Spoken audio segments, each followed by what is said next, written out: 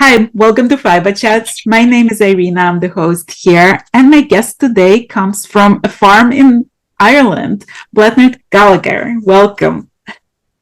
Thank you. Thank you very much. And it's a real honour to be part of Fiberchats and to get an opportunity to chat to all your supporters. So thank you very much for letting our voluntary community come on board.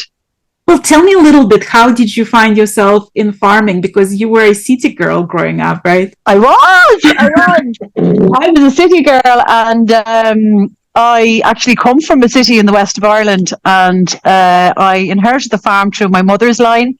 And one of the things that I had to do this year, I'm serving as a Farming for Nature ambassador.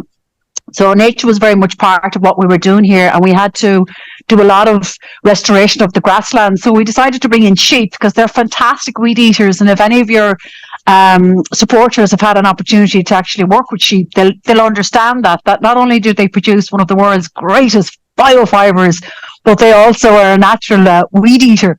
So we chatted to a neighbour, and he said, "Why don't you get some Galways?" And I went, "Well, we're in Galway, so that's kind of a given, isn't it? I'm going to get some Galway sheep." And he said, No. He said, "I'm talking about this very, very rare breed that's almost extinct, and it's called Galway. You can get them in anywhere in Ireland, and you can get them even in the UK. But he said they're so rare." And I said, "Why are they so rare?" And he said, "Well, you see, 80 years ago, they were the only sheep that you could actually find in Ireland. Before we started to introduce the meat-producing breeds, we only had this beautiful lowland breed. She was a big white breed, and they're all around me here. And they produced wool. And from this wool, the women of Arran would have knitted the traditional Arran sweater, which some of your supporters may be familiar with. So I said, okay, I'm going to get some of these sheep. And when they arrived, sure, you couldn't but fall in love with them. They're big sheep, and one of their strong characteristics is not just their beautiful biofiber, but also the fact that they're very docile. So what we did was we sheared their fleece that year, and we went looking for this wonderful market that we thought was out there for native Irish heritage yarn. And very sadly, we discovered it wasn't there, and that all of the iron that comes and the wool that comes off Ireland is actually coming from imported wool. So the mills here have some support for Irish wool, but they have predominantly set up their businesses based on a model where they import merino. And that's to do with the fact that it's a fantastic yarn, and that the world is, very dependent on the merino for so many various different needlecrafts and other sources of biofiber. But we just wanted to see if we were creating a group of people together, could we find an actual market for this native Irish wool? And hence, after some research at the National University here in Galway, I decided to set up a cooperative. And I went about and found out where all around Ireland you could find these other people who are passionate about this rare breed. And we bring our wool together once a year to a harvest. And then we are very, very, very grateful to Donegal Yarns, who some of your supporters may be familiar with. And they said, well, look, we'd love to be part of this this momentous occasion of harvesting native Irish wool. And we'll support the cooperative. So they buy the wool and they spin it. And if you ring them or ring any of their suppliers, they can actually get you this very, very rare yarn. What I must stress, Irina, before everybody starts getting excited, is we've only got about 800 of the sheep left. And we try to produce up to 50,000 kilos. Now, 5,000 kilos. Now, 5,000 kilos, once it's washed and spun, will slowly decrease down to 3,500 kilos in the entire world. So a yarn that is responsible for an industry and a brilliant employer here in Ireland, which is the Irish knitwear industry, is now almost extinct. So it's just such a great honour and a great privilege to be able to share this lovely story with your supporters here today. Well, when you went to school, you studied about it, and agriculture. It was part of your research for the school papers, basically. Were you surprised to figure out that it was almost instinct, because it was such a big part of the industry in Ireland just 100 years ago? It was. I was surprised. And you know what? I was also really, really saddened, because, we've almost turned our back on something which was such a strong part of our Irish heritage and our Irish culture. And I suppose with the lack of transparency and the lack of authenticity and the lack of true provenance that exists now within Irish wool, It was very easy for this breed to just fall out of favour and fall out of love. And, you know, sheep farmers and farmers in general tend to be, you know, the raw material producer, but they get lost along that processing and along that marketing and supply chain. And, you know, because the breed is found all over Ireland and not just in Ireland, it meant that the breeders were scattered, and we have some brilliant breeders in Northern Ireland, and we have some excellent breeders over in Britain as well. It just meant that the supply chain arena became very fragmented. And because of that fragmentation, there was loss of traceability. And I think it was very easy to supplement, you know, this beautiful Bonine for something that was coming from another part of the world, and then just marketed as Irish. But it's very different to merino as well. And let's be very clear with the supporters and the people who have come here today to listen to the story. It's a lot stronger than merino. And it was that strength that meant that it was durable and it lasted, as they say. You know, you've heard this expression, it lasts you a lifetime. Well, it was the strength in this wool that gave it that durability. And also the women back then would have left the lanolin intact in the wool. So when they were crafting these iconic Aran sweaters, they would have left them with lanolin intact, therefore making them waterproof for the menfolk who wore them out at sea. And that meant that the luster was there. And when you put this wool through the intensive processes that occur in industrial scale yarn production, it means that the lanolin is stripped and you're left with not just a strong wool, but a wool that's quite dry. And competing with merino for various different types of needlecraft can just mean that this girl has a lot of competition and she's got a lot of work to do to bring down the micron. Or maybe not, maybe just leave the micron there and to reach out to the world of knitters and crocheters and needlecrafters and find the ones who truly believe in their hearts that heritage Irish yarn is what they want to work with in their hands. Well, tell me about your story in the sense that you're so passionate about it. Was it difficult to find like-minded people? Was it difficult to convince them to join this cooperative? To join the cooperative, no, because the farmers at the moment are only receiving 20 cents a kilo for greasy wool. So for all your supporters out there who may not be familiar, let's just walk through the process of what happens. So the girls are around me here, and these girls produce up to 5 kilos of what we call wool in the grease. That wool then is brought to a depot. And this happens not just in Ireland, it happens in every country in the world where you have sheep. So the farmer then puts these fleece into a bag, brings it to a depot. The depot then is met by a merchant, and the merchant then will come and canvass for the depot's wool. The merchant then pays the depot. So the merchant then traditionally would have looked to see could they sell the wool directly to maybe the Asian carpet market or traditionally back to the mills here in Ireland. So now what we have is the merchant has to supply the British Wool Board with their wool because they have no other markets. They have no other markets for their wool. So these merchants, of which there are probably less than a dozen left in Ireland, ship the wool out to Bradford, the UK. Then our beautiful Irish wool becomes part of the Northern European clip. And at that point in time, we're at the behest of the actual Asian carpet markets to bring our wool out there. And what a lot of them would tend to do is, and what a lot of people who use wool forget, that it's not just an amazing biofibre. It actually holds an incredible oil called lanolin. And this lanolin is highly valuable as well.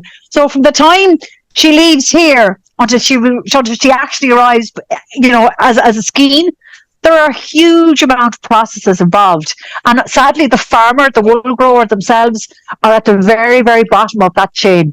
And that 20 cent a kilo means that when I can drive a market or drive an initiative to get them €2.50 a kilo, they're only thrilled to come to the Mehel. Some of them travelling 3.5 hours and a round trip. That means that it's 7 hours round trip drive with maybe 20 fleeces. So it's very important to them that we work really, really hard to find markets for this beautiful heritage Irish yarn. And education is a huge part of that. And a huge part of why I'm so passionate about what I'm doing is I am amazed with the millions of people out there that don't realise the difference between Irish wool which comes from merino sheep spun in Ireland, and real Irish wool that actually grows in Ireland off Irish soil and is produced by these very, very rare and very precious sheep. Well, at what point did it become that merino is spun in Ireland being called Irish wool? Okay, so that's a really interesting question, and thanks very much. I believe that the consumer started to want a softer wool next to skin. Even with our tweed and that, we've all, including myself, become accustomed to the beautiful cashmeres and the beautiful merinos that are there, and silk that's there at the moment. So our taste for woolen products changed. And I think when we started to introduce synthetic-based yarns, that's when we became aware of the fact that wool didn't always have to be heavy and durable and long life, that it could actually be a lot softer and a lot easier to wear next to the skin. And then we started to mass produce merino on an industrial scale in the Southern Hemisphere. And all of a sudden we discovered that there was a beautiful wool that was just as soft as synthetic fibres. And people started to fall out of love with strong wool that grows primarily in North America and Northern Europe. And then also in Ireland, our farm-based systems changed. So what we had a lot of people more interested in meat production. And this meat production meant that the sheep weren't being bred for their wool quality or their ability to produce wool. They were actually now being bred purely based on how quickly they could produce lamb. So a lot of things led to the situation that we have now. An interest in softer fibres, a growth in the amount of sheep breeds that we were bringing into Northern Europe that were primarily for their meat. And I think the synthetics as well. I do believe that the introduction of synthetic yarns in the 50s and 60s meant that we just started to grow attached to softer yarns, and hence these lovable rogues started to fall out of fashion, Well, right now it's sort of going back into fashion, and I think people like you have a lot to do with that, because when people see the heritage of it, just basically becomes like an heirloom piece. Like if you have hand knitted Aran sweater, it's something you're gonna treasure. And with the fast fashion going sort of out of fashion, and it's becoming more so true that people look so for real quality yarn. Do you like excellent quality? And I love that use of the word heirloom, because we have one. We actually have a jumper that was knit from lowland Irish sheep wool, which would be Galway, 60 years ago. My husband was gifted it from somebody else, so that person might have had it for previously 20 years. And it's just incredible to be able to touch something and to wonder about the person who created that, and to know that people who are working with strong wool today will have left an imprint. I often refer to it as from the land to the hand. So when your hands actually work with fibre that grows from grass naturally, I mean, these aren't animals that are being pushed day in, day out to produce, a fine micron wool on an industrial scale. This is a very rare breed. This is a breed that was almost extinct. And she produces a strong wool, which is going to give a needlecrafter an opportunity to produce another heirloom product. And it doesn't always have to be apparel or knitwear. I mean, the idea of being able to crochet a beautiful handbag or to crochet a wonderful home piece, a cushion cover or a bedspread out of a strong wool that's going to be there 100 years later, that's just a great opportunity. That's just an amazing connection with soil and with nature, and one of the reasons why these girls are also incredible is I think I was mentioned earlier on, my introduction into farming was through trying to clean up a farm, and the girls came along and they got rid of all the weeds, and to be able to do that, and to be able to produce wool as well, I just think it's incredible. Well, tell me a little bit about your crafting story, because I saw you doing some felted balls, and you also very crafty. So how was that? Unfortunately, what you're looking at there is people who have supported the cooperative and not me. My forte, I suppose, is really with my love of nature and with my love of telling a story and getting a story out there. So what we've done in the cooperative is that we've teamed up with some incredible people who, like ourselves, are very passionate about working with a native breed, and they're very passionate about working with the Irish heritage. So one of the ladies that we've worked with is Karina Ryan, and Karina has been very successful here in Ireland at producing homewares from felt. So she wet felts a lot of her produce, and she's recently created a wonderful lampshade. And if you pop over to our Instagram page, which is at the Galway Wool Co-op, you'll be able to see some of the work that Karina and others have done. We have another gentleman who produces some wonderful craft using the Galway to enhance stitch definition in his school, in his classes. So he teaches hand-to-hand, one-to-one Aran knitting classes in Dublin, and I think that's possibly. Can you hear all of that, Irina? Yeah, but it's fine. Like, it's part of the charm, right? Okay. So yeah. So we have so many incredible supporters. We have so many people from tufting rugs, crochet, knitting, felting. And we also have a lady in Westport in County Mayo, and she uses the wool for filling in dog beds. So she's actually using it as a filler for as a natural biodegradable type filler for dog beds.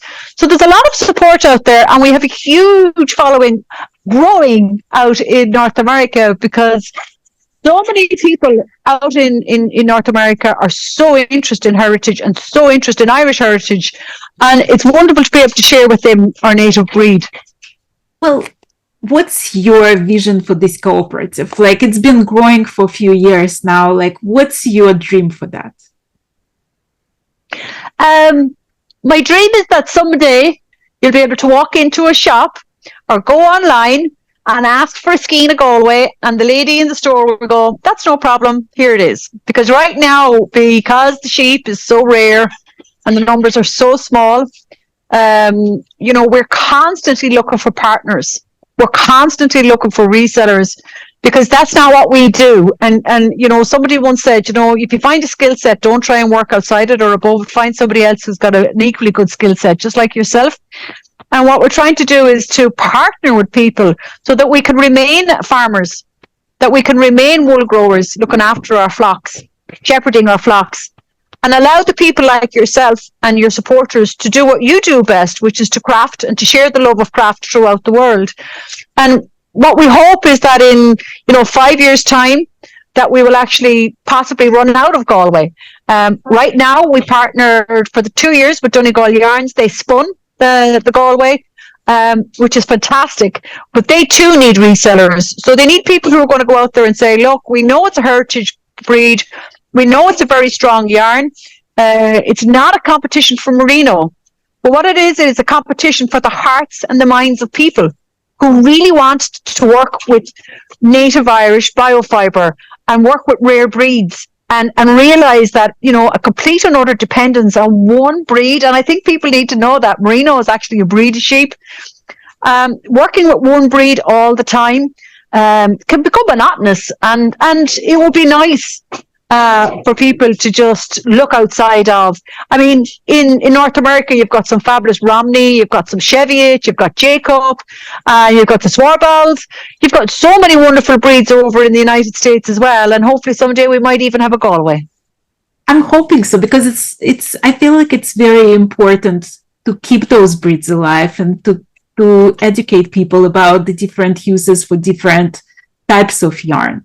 Because there is every yarn, like there is something that's beautiful, specific project for those girls around you. Yeah. So the projects that we find most suitable for these girls around me would be homewares. So little things like even just cushion covers, bedspreads, lampshades, rugs. There's so many things that this product can go into. And I often say, I've met so many different needle crafters over the last few years, and I'm in awe of every single one of them, and the craft and the gift that they have, and the artistry and the skills that they have, and the imagination. If we use our imagination, which is what I believe all crafters have been gifted with, well, we can also find a place, a really true place to restore these native breeds and to keep them alive. And, somebody once said to me, in order to keep a breed alive at a farm level, sometimes you have to go out there and process them and eat them. But I believe that, sometimes to keep a wool producing breed like the Galway alive, you have got to go out there and needlecraft with her. You need to go out there and, have people looking for her wool and being proud of the fact that in a contemporary setting, in a modern world, we can have a heritage breed very comfortably placed in our homes. Tell me a little bit about your farm. What kind of animals can we find there besides the Galway? Well, we have a passion, Irina, for rare breeds. So behind me, we have a Connemara pony. She's just come in because she will be getting ready to serve her. So we breed Connemara ponies here. I keep a lot of poultry as well. So I keep a lot of free range chicken and goose. And we also keep donkeys. So it's the sheep, the ponies, the geese, the donkeys, and I run a social farm here. So my primary breadwinning source of what I do on the farm is primarily working with people, individuals who have emotional, social or physical difficulties, who can benefit from working with farm animals and with helping me out here on the farm with sheep or with the ponies. So 2 days a week, I work with people that have these difficulties, and then in between that, I'm a Farming for Nature ambassador. I'm a Food on the Edge ambassador for 2024. So I have a busy schedule, and I devote probably about 20 hours a week to working on an education basis with the Galway Wool Co-op. So I spent a lot of my time out there advocating and working on behalf of this beautiful group of people who were tirelessly trying to get the message out there. Galway is back. She didn't really ever go away. But she's back. So the farm is in East Galway. It's coincidental. I'm a Galwegian. And the farm is in Galway because, as I said earlier, you can find these sheep all over the island. But it's very near a historic village called Aughrim. And I only moved here about 3 years ago. Previous to that, I was living I lived for a short time in Aptos, California, and I was also living on the west coast of Ireland as well. So farming, I was born into it, left it, and now I'm back at it. And thoroughly enjoying what I do. And thank you for having an opportunity to share that story with your supporters. Well, how would you say these animals changed you?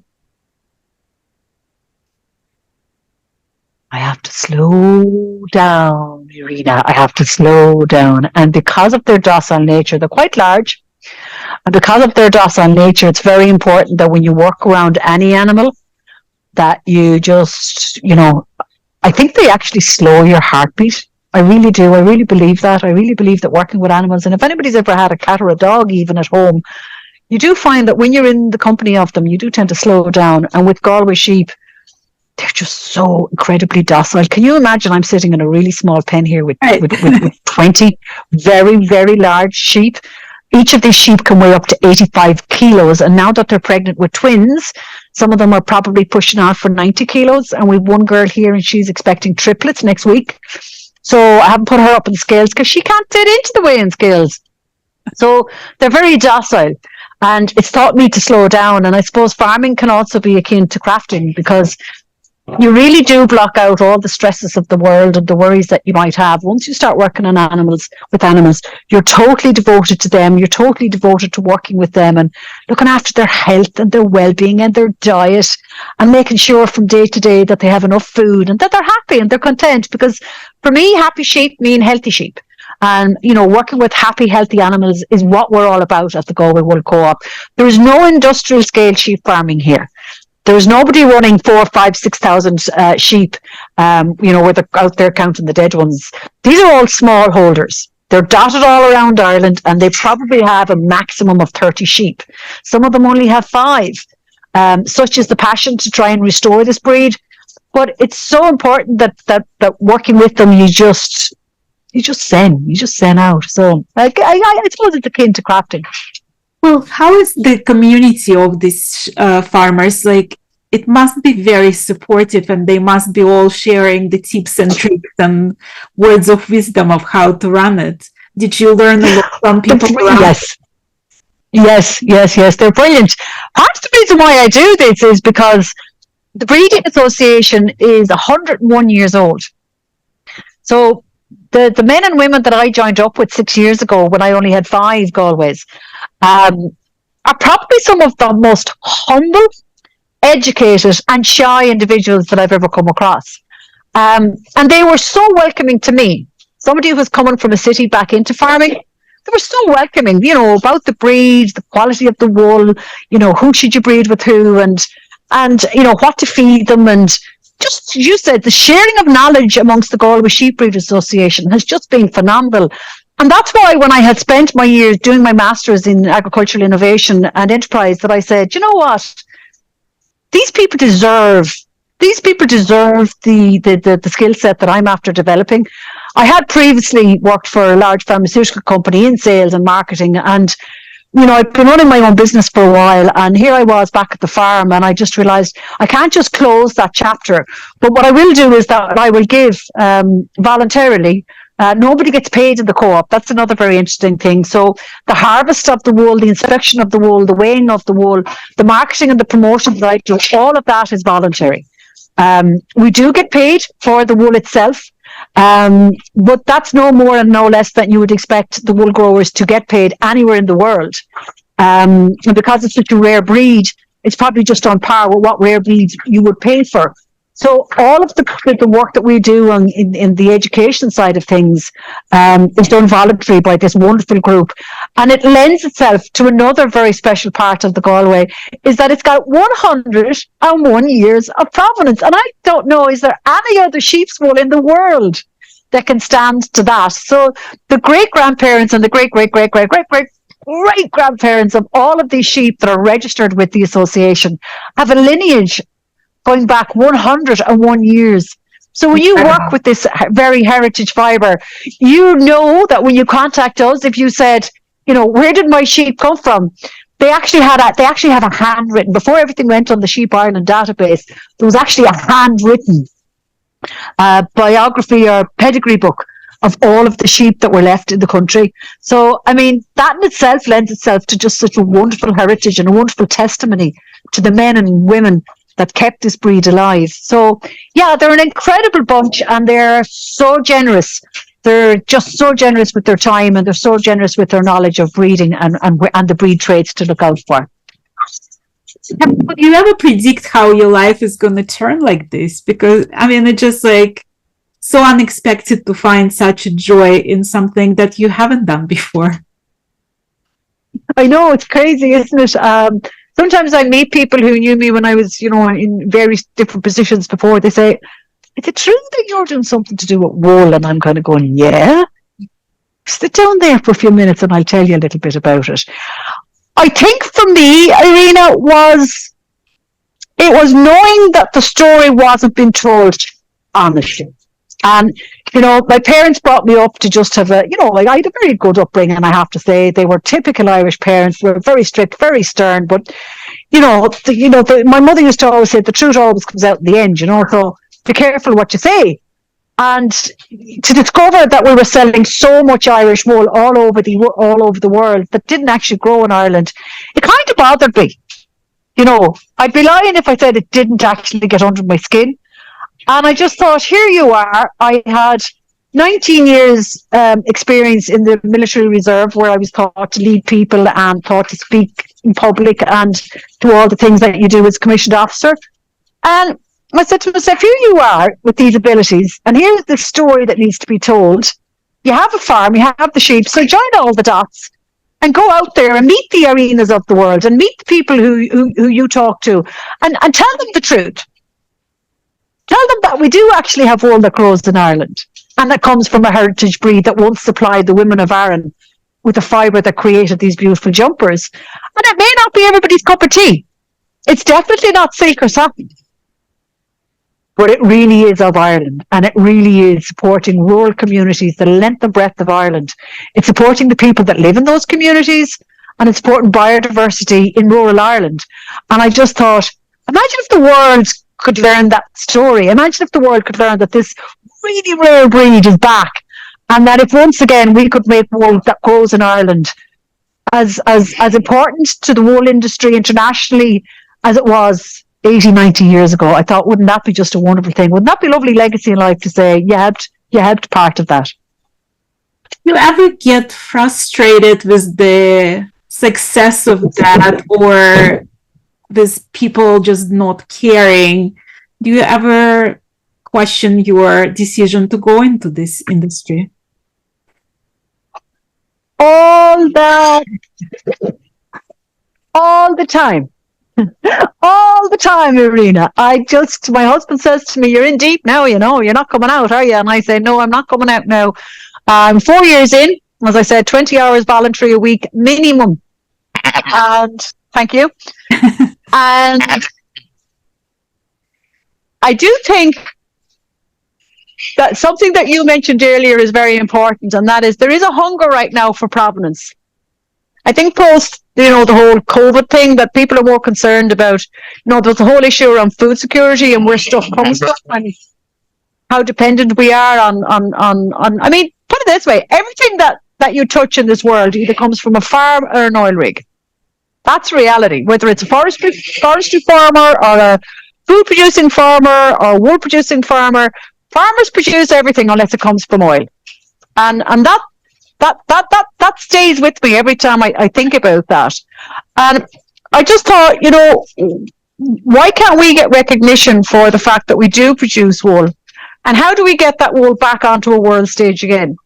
And even if I'm just one girl in the West with my little sheep, like always, if I don't try, if I walk away from it now and say, the merino wool industry and the woolen mills and the network companies, they're all a lot bigger than me. If I walk away now, well, then I've let down these sheep farmers that I met at these wonderful sheep marts and places that I go all over Ireland. I've let them down.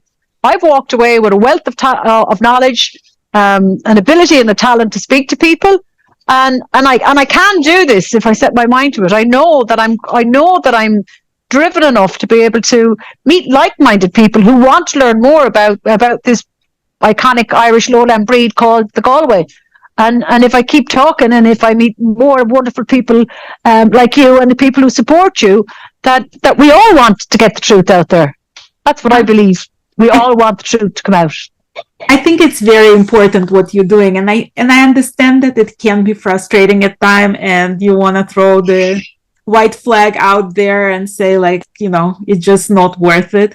But I think it's very important, and I think you're doing a wonderful job with spreading the word about the provenance of this sheep. Yeah. Thank you so much. What's your favorite part of the day on the farm? Like, morning. Oh, what a beautiful morning. I just love morning times here. And when you walk out in the morning, and if we've had a bit of a frost, these sheep sleep a lot as well, by the way. And I hope that comes across. I don't know if you know this expression whereby, when you cook with love, the food tastes better. Well, I hope when you craft with Galway, the end product filled with love will look better or feel better, because these sheep are so, what can I say about you? They're so sleepy, they're so relaxed, and they're so laid back. So when you come out to the farm in the morning and it's been frosty, they're all fast asleep. And they just sit there and they nod off. You can actually see them nodding off. I hope there might be some of the shots of these on Instagram. And they nod off to sleep, and you just look out and you see the fog starting to lift, and then you see these big white sheep lying there in the green fields. And the fog clears, and you just say, wow, this is just heaven on earth. This is, there's an expression around here, and they say, this is God's country. This is just lovely. And I miss my fashion stores, and yes, I miss my manicurist, and yes, I miss my hairdresser, and I miss a lot of those things, but I wouldn't swap it for the joy of knowing that you're doing something right by producing beautiful biofibre that hopefully at some point in time will be available worldwide. And I think it's also like when people need this wool like that, they feel that love of the sheep, and they feel that, like, comfort that comes from those sheep. I feel like you can't help it. Yeah, it's like what I said about the food. You know when you've tasted a meal that's been made with love, and like that, I think you can feel something in when you start to craft with a natural fibre. And then when you start to craft with a natural fibre for which you know the complete and utter origins right back to the farm. And that's an interesting project that we undertook last year, was that we undertook a project with a university here called Tala University in Dublin. And they used funding, Enterprise Ireland funding, to do a traceability study so that we will be able to trace the yarn all the way back to the farm. And in time, crafters will be able to turn around and say, well, this was crafted with wool that came from such a farm. And you know, it's innovation projects like that I think will actually add to the end product that people work with, and the pride and joy of being able to produce a scarf, or to be able to produce a shawl, or to be able to produce a cushion cover or a bed quilt, or to be able to do something like that, knowing exactly where the wool grew. I don't know, can you beat that, Irina? Can you hold a torch to that with anything else? Yeah, it's ultimate high for sure. I know that, like you mentioned, the lambing season that's about to start. What's the busiest time on the farm? Like, is lambing season the busiest time you get, or is it a very slow season on the farm? So thanks for asking me about the lambing season. Yeah, it's akin to mayhem here. And while these girls are they're very good mothers. They've got huge nurturing skills. So and they'll birth themselves. But what happens after the birth, that's where the time and the stress and the worry comes in, because you know, you want to ensure that because she has so much wool, you want to ensure that the lamb is actually sucking on the teat as opposed to the wool. And that might be another reason why they may have gone out of favour, is they are so woolly that farmers would have had to look out for that at birth. Sorry, can you see that? So what happens is, when you're lambing, you have to ensure that the mother has plenty of milk, and you also have to ensure that the lamb is quite healthy. Now, a lot of my sheep will actually lamb outside, so I don't have to worry too much about infection and bacteria. But if they were to be lambing inside, you'd want to make sure as well that they're lambing in a very clean environment. So this year we have 25 girls that are going to lamb down, and most of them are carrying twins. And as I said, we've one set of triplets. So these girls tend to lamb quite early in the morning as well, which suits me because, as I mentioned earlier, I actually love the early morning. So what will happen is I will rise probably around 5:30 during the lambing season, which starts next week. And I just walk about and see how are they getting on, are they in difficulty? And ensuring that with the lambing process that's taking place itself, that the babies are actually coming head and feet first. Once they come on head and feet first, there generally tends to be no problems. But if they have an elbow going back, or if they're coming backwards, or if they're turned, you might have to give them some assistance. But thankfully, these girls are all mature mothers, and they've all been there and done that before. So fingers crossed, there should be no problems. Do you feel like you're learning something new with them every day? I think what I learned from most from them is just the unwinding, or just the slowing down. And gosh, I hate to sound like I'm in therapy now, but you genuinely, I know her name now. Her name is Moya. She had triplets 3 years ago. You actually get to know them. I mean, that's not something my husband wants to hear, because, you know, at the end of the day, they're farm animals and they're there for production reasons. But you do get to know them. I mean, I know a lot of them by face now. I actually know a lot of them. I have secret names for them as well. And I don't envisage that any of these girls will leave the farm before they're ready to do so. So we didn't actually produce any of them for meat for the last 2 years.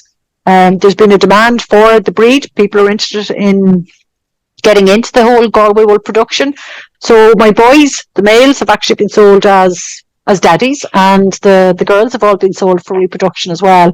So I've got to the stage now where I actually feel I'd like to see them on the farm until they decide themselves that they want to retire or whatever. I'm not going to sell them for meat. No, I just keep them here and enjoy them, and enjoy the comfort, enjoy the slow heartbeat that comes with being around them. Does the cooperative do any kind of events? Yes. So thank you very much for asking me about the mail. So what we do is once a year, so for 365 days a year, there's me and a couple of volunteers on the committee, which will be our treasurer and our chair. So we will actively be working on social media and just general finance and things like that.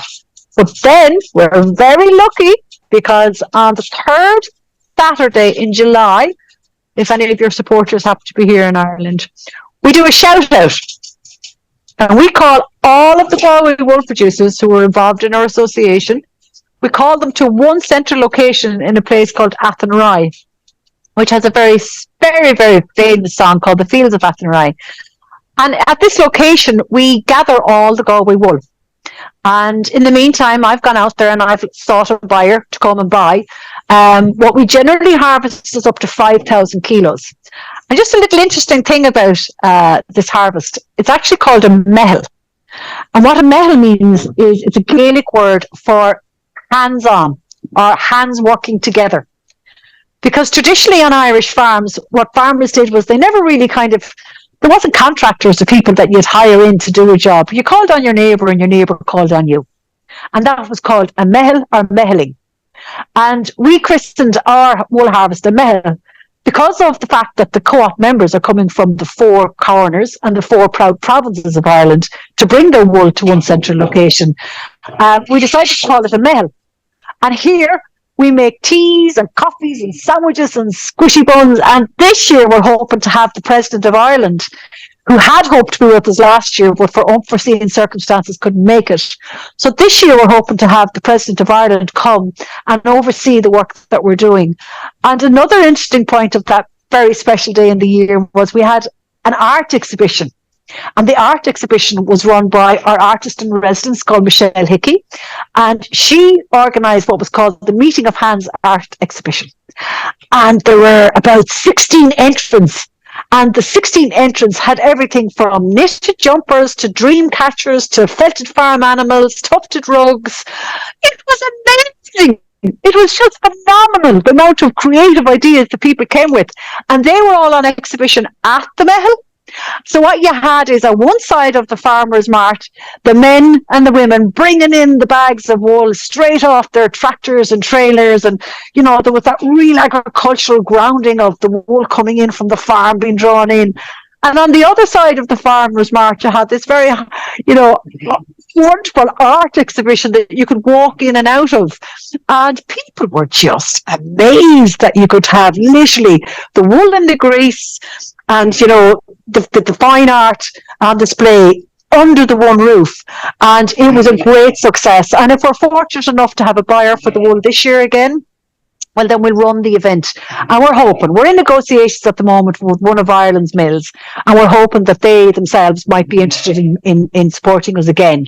But we're always open to collaboration with all of the mills, not just here in Ireland, but if there are mills anywhere else in the world that would like to get their hands on some of this very rare fibre, well then please drop us a line at info@galwaywool.ie.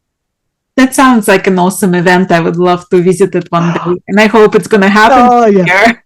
I suppose a lot of the questions I get asked is from people, why are we not selling, or why are we not promoting Irish wool in Irish grown wool in our Irish products? And I suppose I don't really know the answer to that, but a lot of the mills and knitwear manufacturers, they tell me that the consumer isn't really interested in where the wool comes from as long as it feels good on the skin. But I sometimes become alarmed by that. And I wonder, you know, if you look at, we have our neighbours here, the French, who make some of the most beautiful wine in the world. And I just wonder, you know, if it became apparent that the French wine industry was using grapes from South Africa, how would that affect the French wine industry? And I always try and reach out to the Irish knitwear manufacturers. And I'm really interested in speaking to the Irish mills, the yarn mills, and say, you know, well, imagine if, you know, something happened whereby it became apparent that we weren't using Irish grown wool. How detrimental would that be to the long-term business or the long-term trust from the consumer? So maybe now is a good time to start to incorporate or blend Irish Galway wool into your blankets, into your knitwear, into your throws, or into, you know, into the various products that it can go into. You may not necessarily want to knit a baby's blanket with it, but there are products that you can do with it. So now that we have a clean supply chain back again after being missing for almost 80 years, you know, can you work with us rather than put us into a position whereby we feel, you know, we're the outsider? So it would be lovely to see more interest from Irish knitwear manufacturers and Irish mills in general to start working with this wonderful clean supply chain that exists. I mean, I feel like it's also all part of community education, because not only you educating consumer, but you also educating those mills about the importance of that, right? Well, I think they don't really want somebody like me educating them about that, because they are doing quite well. Ireland, don't give up. Irish knitwear is worth about 85 million a year, 85 million a year to the exchequer, you know. I mean, it's doing quite well. The only person that isn't doing very well is, you know, the rare breeds or the sheep farmer who's getting 20 cent a kilo. And we're digressing away now from the conversation about the mills and the knitwear, but 20 cent a kilo, and a normal sheep, we'll say a meat producing breed, which would be generally crossbred here, would produce probably somewhere between 2 and 3 kilos. So that man or woman is getting 60 cent, which is equivalent to, you know, 60 cent dollars, we'll say. To hire somebody in to shear the sheep, which is a compulsory, by law, necessary requirement, it costs $2.50. Right. So I'm talking dollars. So if it's costing you $2.50 to shear the sheep, and you're only getting 60 cent for the fleece, that's a huge deficit. That's a massive deficit. Right. So, you know, we really have to do more for these sheep farmers, because there's no way they're going to start breeding the sheep that we want them to breed with the type of one that we can use if they're not being paid for it, and they're entitled to be paid for it. They're looking after the sheep. I mean, animal husbandry here in Ireland, I say sometimes, is akin to owning pets. Like, we are under some of the strictest EU regulation with regards to animal husbandry. What you can feed them, when you feed them, when you shear them, you know, when you register their births. Like, every animal in Ireland actually has an identity. You know, can you compare that anywhere else in the southern hemisphere? All of these animals have an identity, and they're recognised, and they're on a database, and people know about them. So we don't go around counting the dead ones. We're very proud of the live ones. And, you know, that in itself is something that I think is something we should be very proud of, is how we look after our animals, the respect and pride we have for them. And I think that's really important, that we recognise that. So the sheep farmer getting, you know, 60 cent, and it costs them $2.50 to shear the animal. When do we write that? You know, when do we get that right? Right. Well, I'm going to put all the information about the cooperative in the description of this video, and hopefully people can follow you on Instagram and look at your website and learn some more and educate themselves about your beautiful work there. Thank you, Irina, and thanks for letting us have this opportunity. And I hope that people get it. I mean, I think there is a wide world knowledge of the iconic yarn sweater, and hopefully they'll make the link between the Galway Sheep and the yarn sweater and the international scope that goes with that. So thanks a million. Thank you so much. We say here in Ireland, Gora Mila Mahagat, and that means 1,000 thank yous. Gora Mila Mahagat, Irina. Oh, thank you so much. Thank you for being a guest of my channel today, and thank you to all the guys behind you. They've been wonderful. You're very welcome. And as we say here in Ireland, Slán, or even we could add Tóg go bogé, which means take it easy. Bye.